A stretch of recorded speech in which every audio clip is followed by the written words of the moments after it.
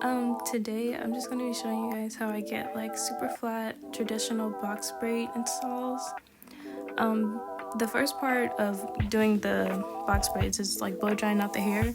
It's really important to make sure that there are no potential like knots and tangles that you could run into, because these could create like more volume in the braid, so you'll have like an uneven braid, and then also it could like just tangle up on their scalp and make the removal really difficult, and like they'll get a lot of shedding and all that stuff. So anyways, it's really important to make sure you blow dry out the hair. I blow dry on medium heat and I use the low setting. You don't really have to like blow dry it out super harshly like you're doing a press or anything, because essentially you just want to make sure that it's easy to comb through as you're going all throughout the head, and you want it to make your process as smooth and as quick as possible. And you don't really need a lot of heat to do that.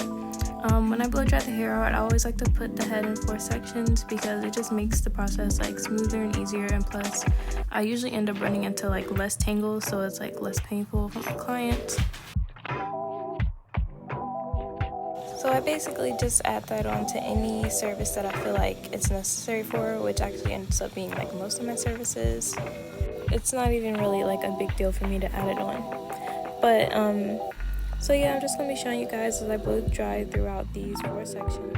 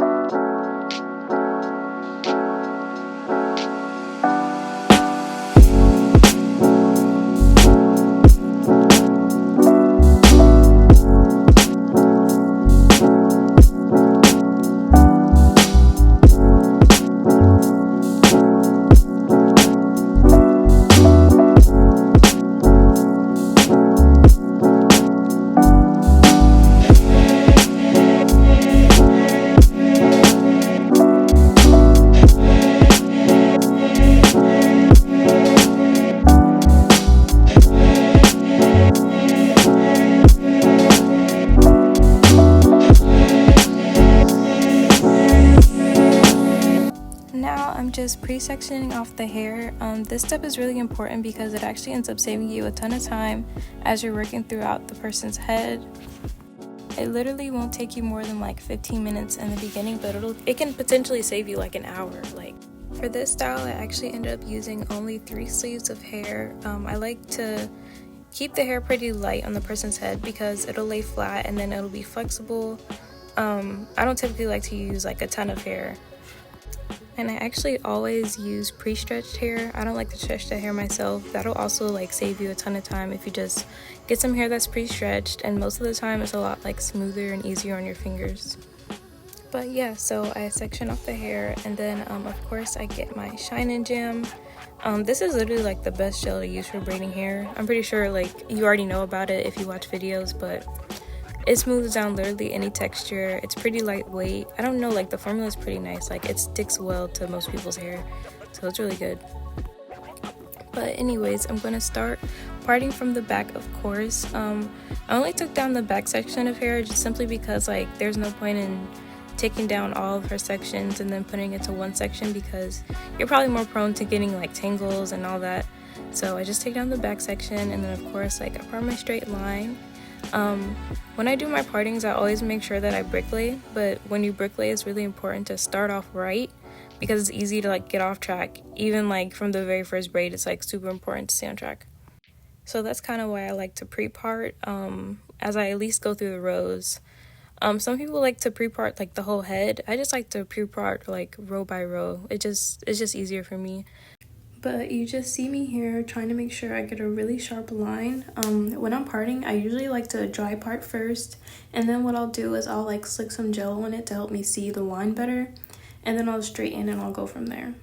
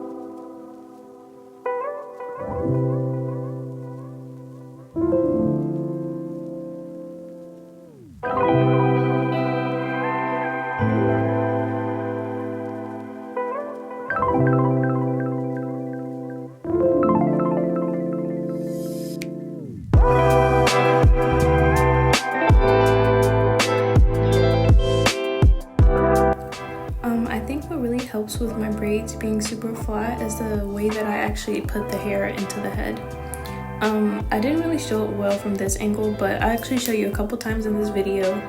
I don't know if this is like the typical way of forming like a braid, but this is just the way that I've always done it, and it always gets me like really flat results. I'm gonna try to kind of explain what I do before I actually show you again. So what I do is like I get a piece of hair and I split it into 3 sections. The way that I split it into 3 sections is like I hold one side as one section, and then the next portion I split into 2. And the way I attach it is I like open up a middle section of the actual part, and then I place the hair in between, and I just kind of like start braiding. The explanation might have been really bad, so like I said, I will show you like a couple times of me doing this.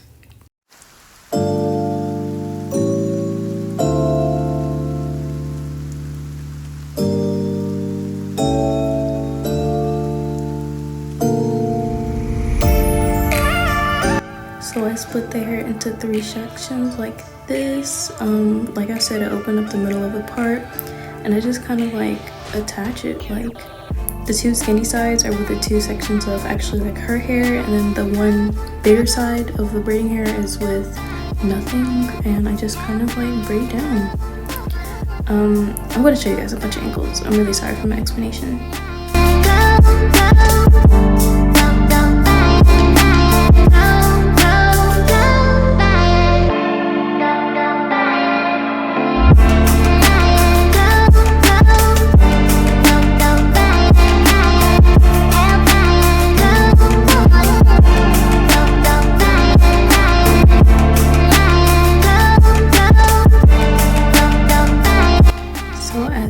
See, I split the braiding hair into 3 sections, put the 2 thinner sections onto her hair and then the other thicker section on by itself, and then I just kind of start braiding.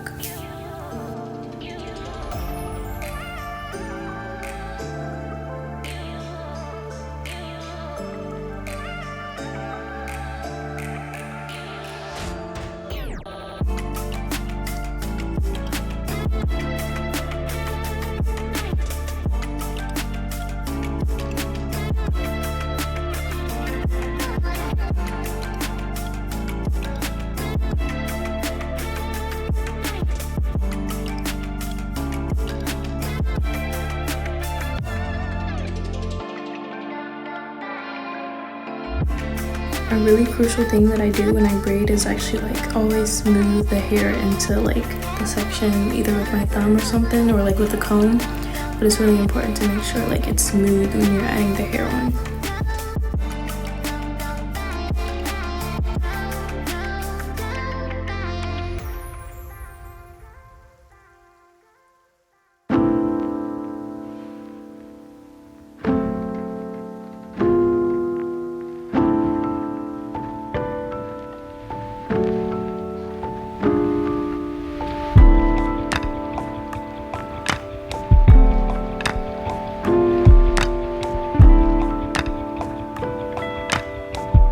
So here is me almost done. This is a view of like the brick lay, and like as I show you here, you can see why it's so important to start off right, because if you don't have that first initial one right, then the rest of your parts will just be crooked and off track. Most of the time when I get towards like the top of the hair, I just like to part from the bottom because it's like clearer for me to see the sections and clearer for me to see like where the next part should be, like in order to keep up with the brick lay. Brick lay is really important for flatness and neatness. It literally just makes the insole much flatter because all the braids aren't just laying on top of each other, they're actually laying within the gaps. And then like as the client's hair starts to grow out, it'll be like a little bit easier for them to hide their new growth and everything like that. But just like I mentioned before, I'm just pre-parting for the row that I'm going to work on now.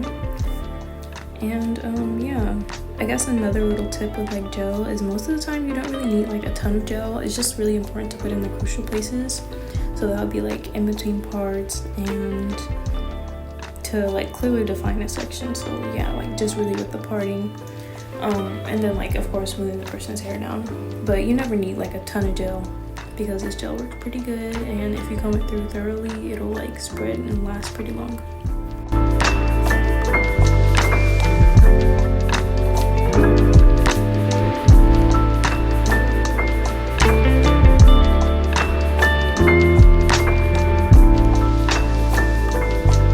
I'm really sorry about the way my camera keeps going in and out of focus. I thought I was doing something with the portrait. But look, this is how I add on the hair. I did it in slow motion if you guys can like see a bit better. Like I said, I'd split that hair into 3 sections and I literally just like added up there and started braiding. And then like you can see a side view of the knot. It's super flat, like very flat. The pre-sectioning off the hair in the beginning helps so much, especially with like the consistent sides partings and thicknesses of the braids. I try to make sure that for the size that she asked for, I make them all like pinky size. And the fact that I like pre-parted them all out intentionally in the beginning made it so like almost all the braids are like pretty much identical.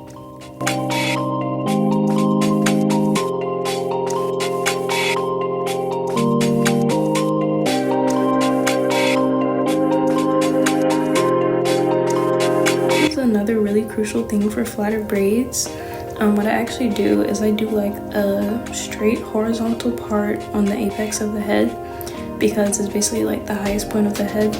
And what I do is I make sure that all the hair behind the apex is either going towards the back, not like the sides or something. Like make sure all that hair is going towards the back because it'll make the person's head look like really flat. I know I keep saying that, but I don't really know how else to describe it. It just makes the braids look like flatter, not too bulky, and just like on their head.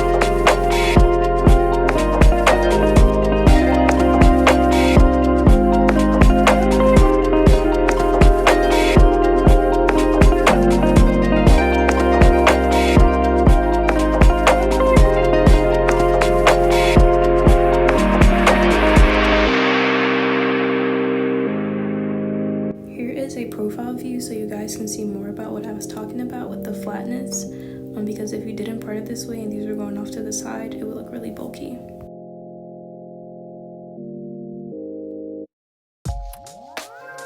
We finally made it to the last row. So I'm gonna keep showing you guys like how I attach the knot in case like I wasn't clear enough before. I'm gonna try to get it at a couple angles because I don't know if my explanation was really like good. But anyways,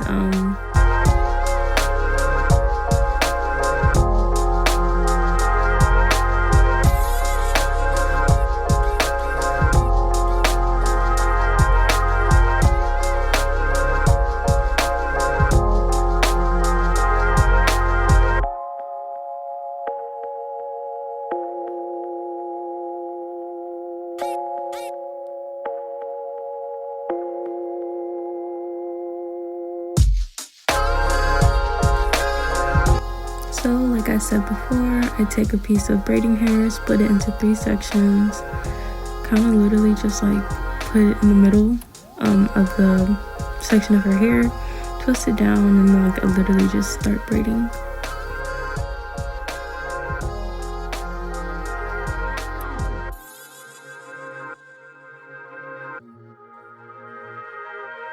I was being really conscious of the camera when I did this, and I wasn't really satisfied with how tight the braid was, so I actually went back to show you guys again so you get to see it again.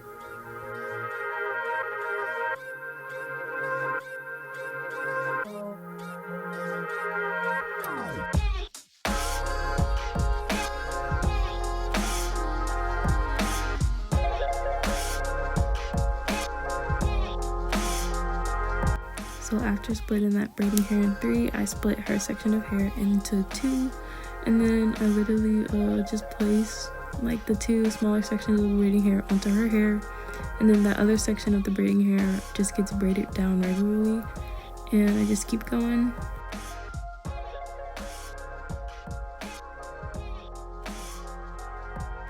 And with the braids, I always like to apply some type of oil or like misting spray. This is the Texture ID Soothing Mist, I believe. I actually use their oil, but it's like the same thing. And this is the final look. I'm gonna go through and show you guys the parting and everything, but my client loved it, and I know these will last her like a pretty long time. It was like a pleasure doing them. Had a lot of fun, and then like I really like the result. But thank you guys so much for watching. Please support my Instagram if you like this work, and of course subscribe and follow.